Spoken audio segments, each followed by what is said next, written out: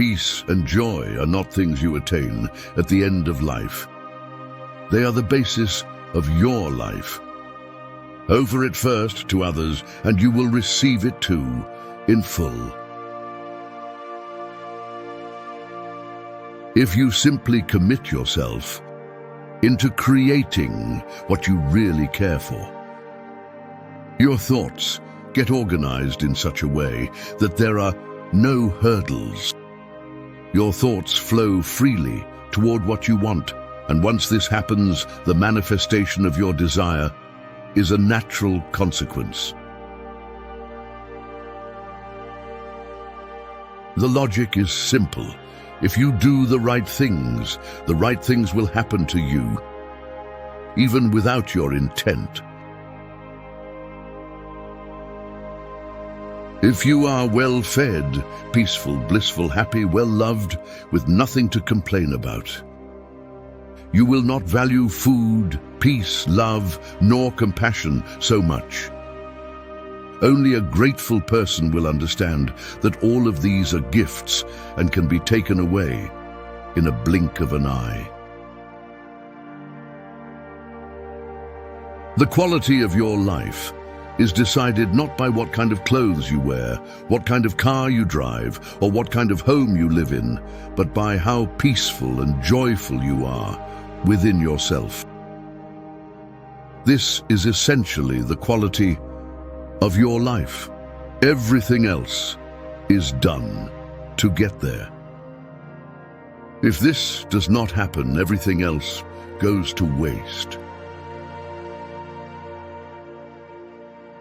If you can look at everything lovingly, the whole world becomes beautiful in your experience. All you can ever live and feel happens from within you. Resentment, anger, jealousy, pain, hurt, and depression are poisons that you drink, but expect someone else to die. Life does not work that way. Most people take lifetimes to understand this simple truth. Peace and joy are the basic requirements for a life of well-being. The whole effort of the spiritual process is to break the boundaries you have drawn for yourself and experience the immensity that you are. The aim is to unshackle yourself from the limited identity you have forged as a result of your own ignorance and live the way the Creator made you, utterly blissful and infinitely responsible. If you handle your entire life with logic alone, you will end up having a messy future. Love has nothing to do with someone else. It is all about you.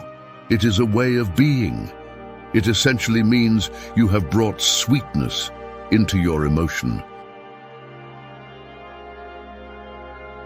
Every moment, there are a million miracles happening around you. A flower blossoming, a bird tweeting, a bee humming, a raindrop falling, a snowflake wafting along the clear evening air. There is magic everywhere. If you learn how to live it, life is nothing short of a daily miracle. Only that person who does not carry the previous moment to this moment, only that person is free from everything, and that quality will be felt everywhere. Reactivity is enslavement.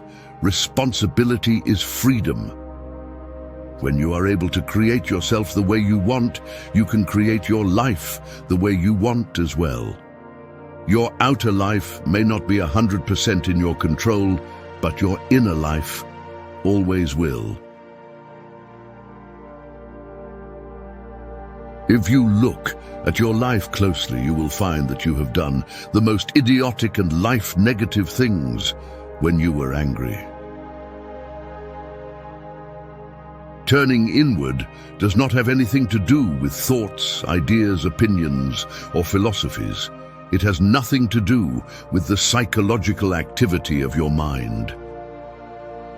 Enhancing your perception means enhancing your ability to receive life, just as it is.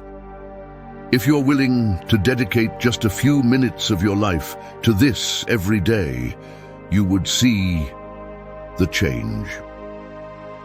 The simple process of paying a little bit of attention to your inner nature will transform the quality of your life in remarkable ways.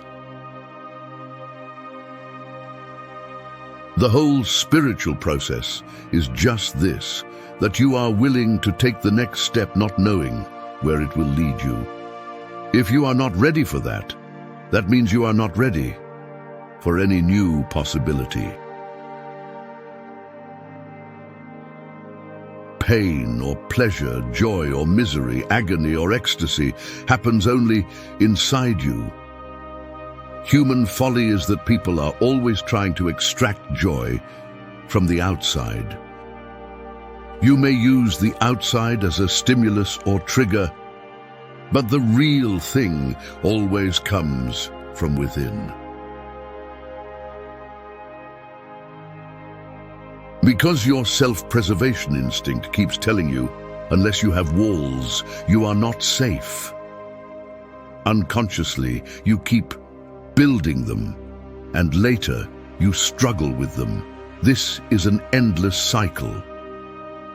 But creation is not unwilling to open you the doors to the beyond. It is not creation's unwillingness that you are struggling with.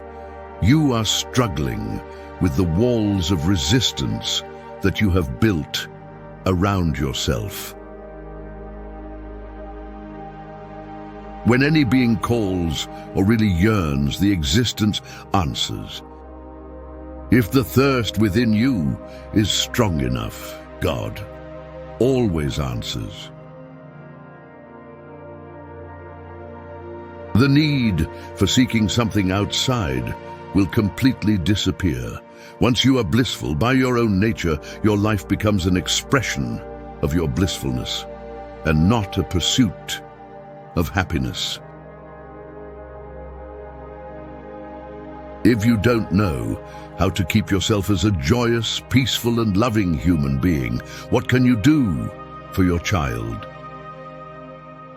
Your child will only imbibe your tensions, anger, anxiety, and every other nonsense. If you are really concerned about your child, first, you must be willing to transform yourself. For a human being, life doesn't seem to end with survival. Life begins with survival. If you are in such a way that everybody around you cannot help but fall in love with you, that's not significant. But when you realize that you are loved by God, now that's greatness. Always remember, if you can be anything in life, be a Stoic. Support with a like and subscribe for more Stoic empowerment.